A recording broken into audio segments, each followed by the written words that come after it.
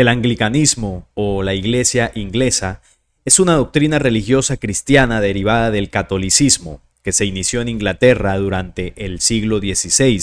Su fundador fue el rey Enrique VIII, quien en el contexto de la Reforma Protestante separó a Inglaterra de la autoridad de la Iglesia romana por motivos políticos y personales.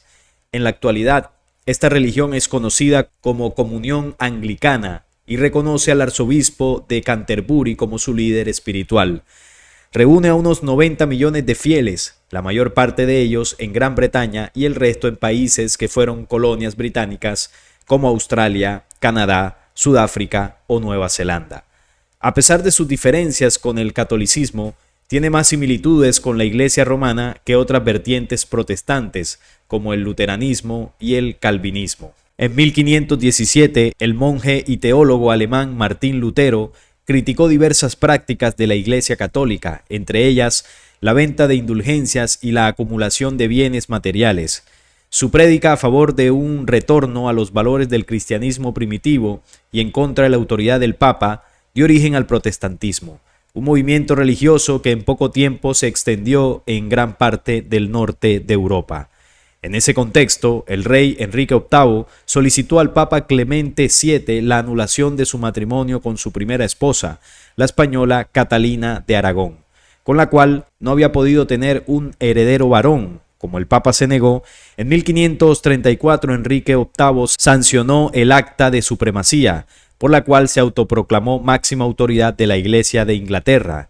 De esta manera provocó la ruptura con la Iglesia católica, tras la cual se divorció y contrajo matrimonio con la noble inglesa Ana Bolena. Esta actitud rupturista de Enrique VIII fue apoyada por su secretario de Estado Thomas Cromwell y por el arzobispo de Canterbury Thomas Cranmer.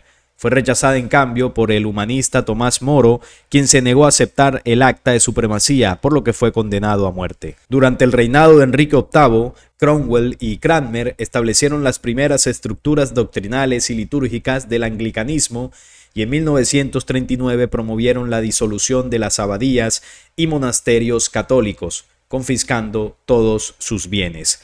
Pese a la ruptura con Roma, Enrique VIII rechazó los planteos más radicales del luteranismo.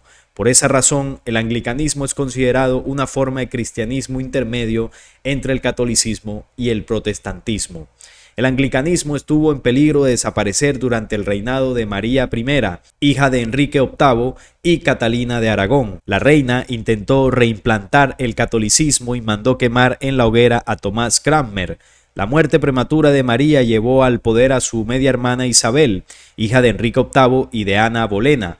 Isabel, fiel heredera de su padre, rompió relaciones con Roma y consolidó al anglicanismo como religión oficial de Inglaterra.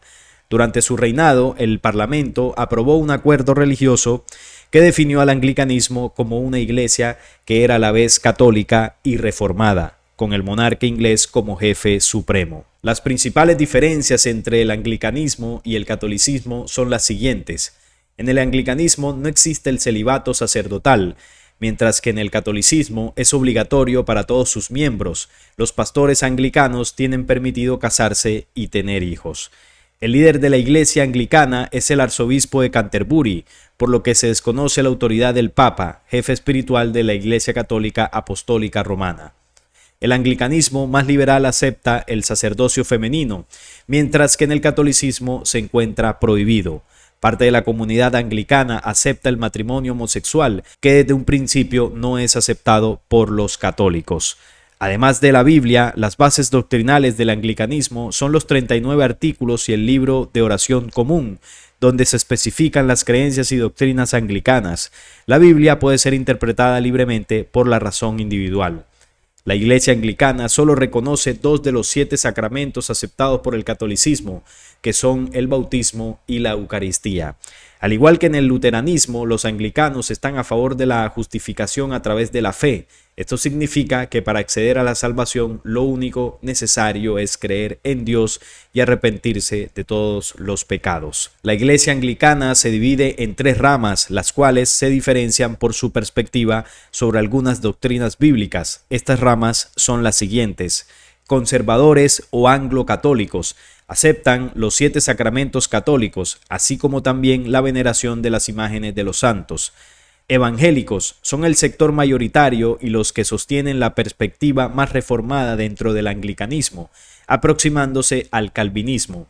Sus integrantes hacen énfasis en el carácter protestante de su religión. De esta rama nació la Iglesia Episcopal de los Estados Unidos. Y por último están los liberales. Se trata de grupos que han llevado a cabo las últimas reformas en los preceptos del anglicanismo, ya que están a favor del ministerio femenino y también aprueban el casamiento de parejas homosexuales. Bien, y como ya lo acabamos de escuchar, el anglicanismo es una iglesia protestante más, derivada en principio de todo lo que hizo Martín Lutero hacia los años 1500, de toda esa protesta que dio pie a distintas ramificaciones del cristianismo alejada de esa base central que era la Iglesia Católica.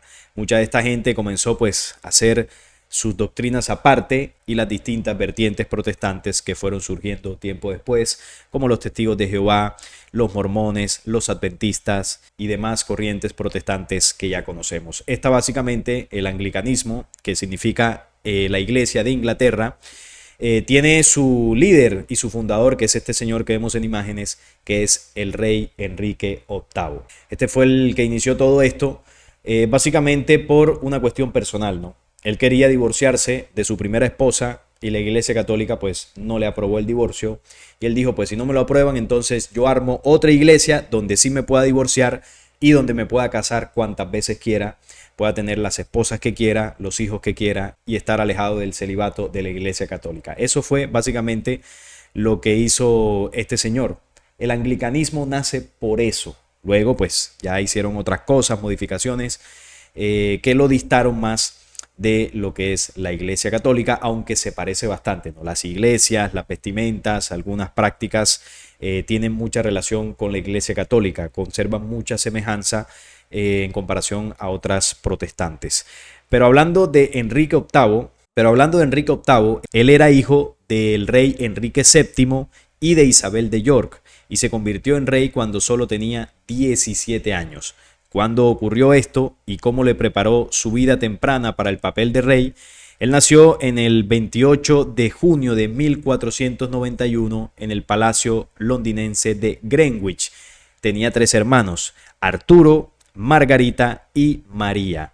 Como tenía un hermano mayor, Enrique nunca estuvo destinado a convertirse en rey. Todas las esperanzas recaían en Arturo, el hijo mayor. Enrique, como segundo varón, era considerado el recambio. En aquella época, la mortalidad infantil era muy alta y los reyes intentaban tener el mayor número posible de hijos varones para asegurar la continuidad de su dinastía. Por ello, poco después de su bautizo, Enrique fue enviado a vivir al palacio de Eltham con su hermana Margarita. Allí vivió en un hogar predominantemente femenino, cuidado por su cariñosa madre. Mientras preparaban a Arturo para el trono, orientaron a Enrique hacia una carrera eclesiástica. Recibió una amplia educación en teología, música, idiomas, poesía y deportes.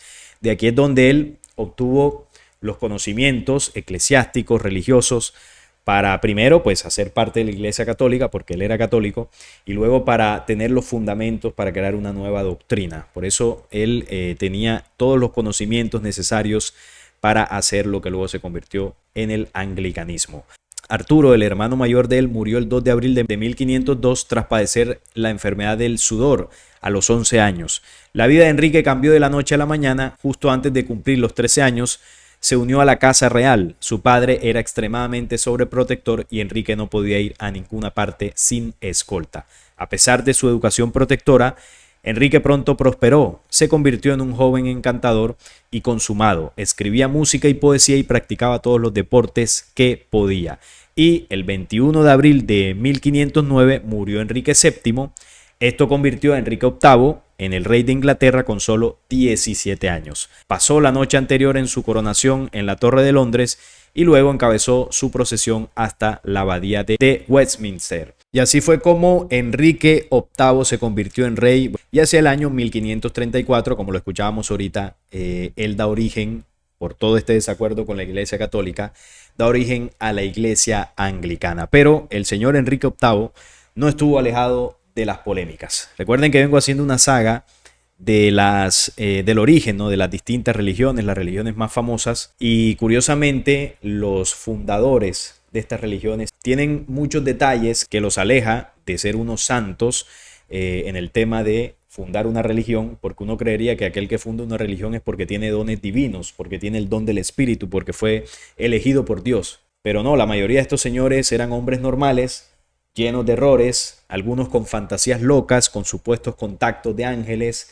o con intereses económicos, políticos o religiosos, y sacaban a relucir esos intereses para fundar unos grupos, unas doctrinas que al final terminara dándoles el poder, como en este caso de Enrique VIII. Este señor, en una de sus polémicas, es que tuvo 6 matrimonios. Los 6 matrimonios de Enrique VIII. Él es famoso por sus 6 matrimonios y sus intentos de asegurar una sucesión masculina al trono. Su primer matrimonio con Catalina de Aragón duró más de 20 años, pero no produjo un heredero varón sobreviviente. Enrique VIII buscó anular su matrimonio con Catalina para casarse con Ana Bolena, lo que llevó a la ruptura con la Iglesia Católica. Sus siguientes matrimonios fueron con Jane Seymour, Ana de Claveris, Catalina Howard y Catalina Parr. Pero solo Jane Seymour le dio un hijo varón, Eduardo VI. Estos matrimonios y sus consecuencias tuvieron un impacto significativo en la historia política de Inglaterra. Entonces, como vemos, cuando él ya crea todo lo que es el anglicanismo, ahí le da rienda suelta a los matrimonios que quiso tener y a su desorden sexual. Porque esto hay que decirlo claramente. El señor Enrique VIII era un sinvergüenzón. Y como era un sinvergüenzón y la Iglesia Católica no lo dejaba ser sinvergüenzón, él cambió las cosas, se inventó una iglesia para que él ahí pudiera ser un sinvergüenzón bajo la aprobación de Dios, supuestamente, ¿no? Bajo una doctrina que le permitiría hacer y deshacer en el tema de las mujeres y en el tema de su vida sexual.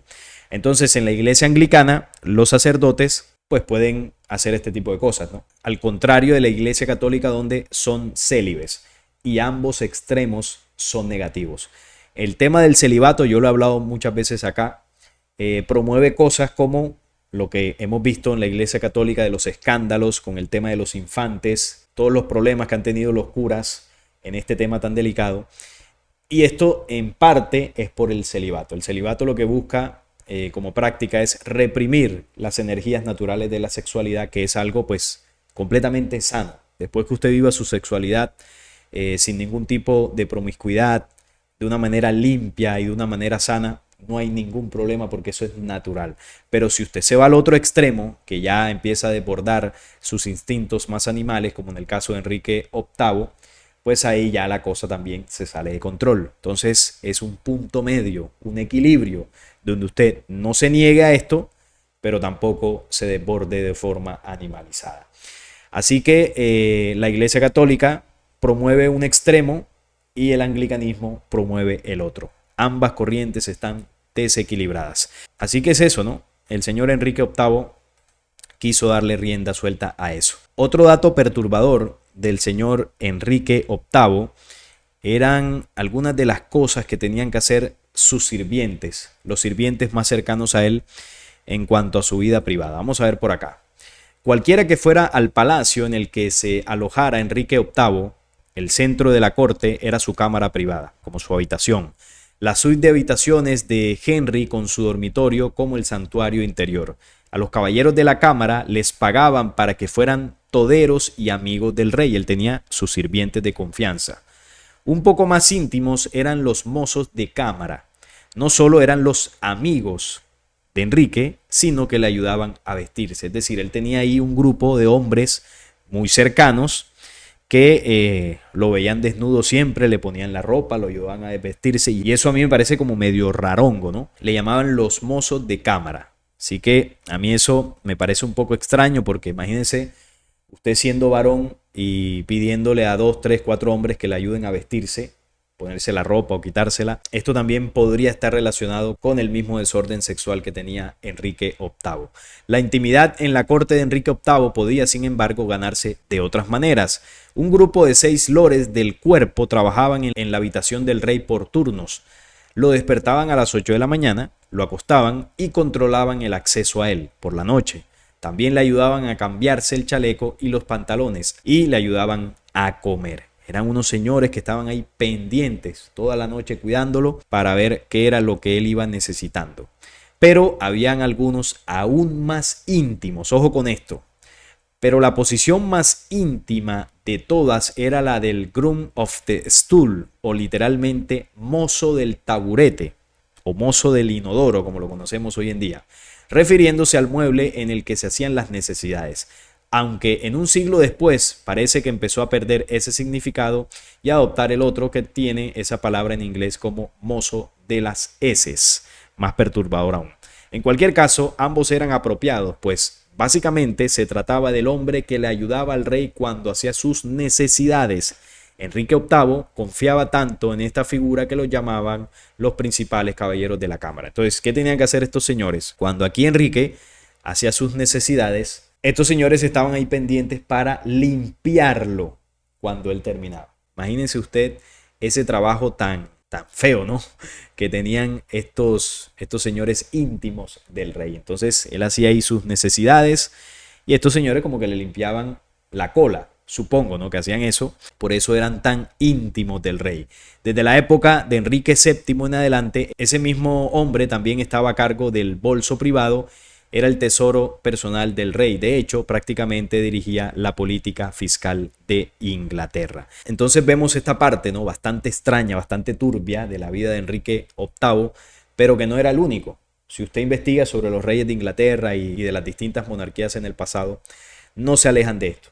Tenían unos fetiches muy raros, muy perturbadores, muy sucios, que bueno, uno cuando lo lee, lo investiga, es de no creer. Las cosas, las mañas que tenían estos señores, sus bacanales, los harenes, la comida, su limpieza era de dudosa procedencia. El aseo de los reyes de esa época eran muy puercos, la verdad. Casi no se bañaban, no se limpiaban bien. Incluso se dice que el tema de los perfumes se inventó por las monarquías, porque los reyes olían a feo, porque no se bañaban o no tenían un aseo adecuado. Entonces estas fragancias se inventaron para camuflar el hedor de los reyes. Y además hay que decir otro dato, y es que estos señores que son del linaje de sangre azul, de esas razas elegidas, ¿no? De los dioses de la antigüedad, tienen su genética reptil. Aquí lo hemos hablado muchas veces, y esa genética reptil es hedionda y hay que vestirlos muy bien, asearlos muy bien, echarles el perfumito para que no les salga el hedor de la energía de baja vibración que emiten por la suciedad que llevan por dentro. Y lo vemos como pues Enrique VIII era un señor bastante sucio en el aspecto de su limpieza, pero también en la parte sexual. En la iglesia anglicana, como lo veíamos ahorita, el celibato sacerdotal no es obligatorio. Se permite además el sacerdocio femenino, el cual es más común en las iglesias anglicanas más liberales y le dan todos los derechos al matrimonio homosexual. Aquí son un poco más libres en esta facción liberal del anglicanismo, a diferencia de la iglesia católica que ahora, y sobre todo con Francisco, se viene abriendo mucho más en el tema de la libertad de género. Ese tema también lo hemos tocado aquí, como Francisco ha aprobado ciertas cosas para que ellos reciban beneficios que antes la iglesia les negaba, ¿no?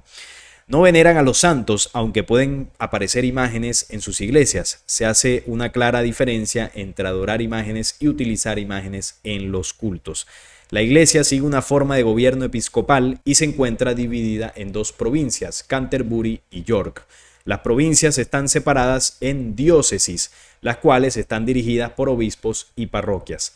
Se considera que el arzobispado de Canterbury es el clero de mayor rango en la iglesia. Esto como para entender un poco más cómo se organizan y cuáles son algunas de las normas que esta iglesia tiene, ¿no? Porque también está la pregunta, ¿en qué creen los anglicanos? ¿Cuál es la doctrina central de esta iglesia que surgió de una forma bastante loca, ¿no? Con el señor Enrique VIII. El anglicanismo no pretende ser innovador, sino seguir la corriente de la doctrina histórica basada en el principio, en el credo de los apóstoles. En esto coincide con la Iglesia Católica. El credo de Nicea y el credo de Atanasio. Estas son las bases de la creencia de los anglicanos, el credo de los apóstoles, el credo de Nicea y el credo de Atanasio, incluso recibiendo y abrazando las verdades centrales de la Reforma protestante. La teología anglicana también está arraigada históricamente en los documentos que se desarrollaron en el periodo de la Reforma inglesa, sobre todo en los 39 artículos y en el libro de la oración común. El arquitecto principal de esta comunión fue el arzobispo de Canterbury, Tomás Cranmer, un clérigo influenciado por Lutero. La pieza más fundamental de la teología anglicana compuesta por Cranmer son los 39 artículos que se considera que proporcionan un sistema integral de doctrina para la Iglesia y no han cambiado desde 1571. Ahí está la base doctrinal, son los 39 artículos y bueno, los 3 credos que leíamos ahorita es lo que conforma toda su doctrina. Esto está en documentos y por supuesto tienen la Biblia como apoyo doctrinal. Este es el símbolo principal de la iglesia anglicana. Como vemos acá, tiene la cruz templaria, símbolo por excelencia dentro del catolicismo también y dentro de algunas otras facciones protestantes. Tiene acá como una corona que tiene relación con la corona británica, porque principalmente el anglicanismo es una religión del Reino Unido, aunque tiene millones de creyentes, la gran mayoría están allá y en algunas de las colonias de este imperio, ¿no? El imperio británico. Y está la cruz templaria, que a su vez es la bandera de Inglaterra, y aquí está su símbolo, que es como un sol. Ya sabemos que dentro de estos símbolos ocultistas se venera también mucho al sol. Ahora veamos cómo son las iglesias del anglicanismo. Las iglesias del anglicanismo son catedrales. Esto es muy parecido a lo que maneja la Iglesia Católica, una estructura pues muy antigua, muy gótica, las mismas características que tienen las grandes catedrales de Europa con la ciencia de la arqueometría, construidas por masones. Y aquí es donde, bueno, se celebra toda la misa, ¿no? Bueno, no sé si en el anglicanismo se le llame misa, pero aquí es donde hacen todo el rezo, todo el ritual. Esta es una de las iglesias por dentro, impresionante toda la arquitectura que tienen, con todos los arcos, las columnas. Bueno, aquí hemos hablado ya de por qué hacen esto de esta manera, ¿no? Aquí hay un manejo energético a través de la ciencia de la arqueometría, donde a través de columnas, vitrales, arcos en el techo, cúpulas, agujas en el exterior, logran condensar la energía de los fieles y llevarla hacia el techo de la iglesia donde están las cúpulas. Ahí en la cúpula la condensan y esta energía fluye hacia las antenas exteriores para alimentar a las dimensiones astrales, que son las que, bueno, están ahí, todos estos entes están ahí flotando, ¿no? Alrededor de iglesias, de estadios de fútbol, de altas congregaciones de personas donde se esté emanando energía emocional, energía espiritual, para que estas entidades continúen alimentándose de eso, ¿no? Las iglesias contribuyen mucho en ese programa de extracción energética humana. Y el anglicanismo no se aleja de esta situación. Así que, como vemos, las iglesias del anglicanismo cumplen con ese mismo principio de la arqueometría, una ciencia antigua, extraterrena, que es básicamente la ciencia de la construcción que tenían los masones. Y este es el origen del anglicanismo, su doctrina, su fundador, un descendiente de las razas reptiles, que para dar rienda suelta a su apetito voraz en el tema sexual y para tener muchas y muchas mujeres, decidió hacer su propia religión basada en el cristianismo. Una religión protestante más que obviamente no conserva el sustento de la verdad que trajo el verdadero mensaje del Cristo. Estas son copias burdas del mensaje de Jesús, manipulaciones, tergiversaciones del verdadero mensaje de la verdad que trajo el Cristo. Estos señores se aprovechan de la imagen de Jesús para atraer fieles y mientras atraen a las personas, además de robarles sus energías, les enseñan doctrinas que van en detrimento de su propio avance espiritual. Así que ninguna de estas religiones le puede proveer a usted el verdadero avance que su espíritu necesita. Usted puede investigar cualquier religión, cualquiera de estas, sus fundadores, y se va a encontrar cosas realmente perturbadoras. Y como ya vimos, el anglicanismo no se escapa de esto. Quizás la mayoría de nosotros no la conocíamos porque como es por allá de Inglaterra, pues no sabemos mucho, pero aquí les traje esta información para que conozcamos más acerca de estas doctrinas que desde hace cientos o miles de años siguen manipulando la esencia espiritual humana. Y esa es la realidad. Pónganme en los comentarios qué opinan de la iglesia anglicana, ¿no? La iglesia de los lores por allá de Inglaterra, de todas estas razas de la monarquía de genética reptil que están por allá detrás del poder en Inglaterra. Por ahí estaré leyendo sus opiniones. Si este video les gustó, les agradezco un like, la suscripción al canal y compartirlo para que llegue a más personas. Hasta la próxima.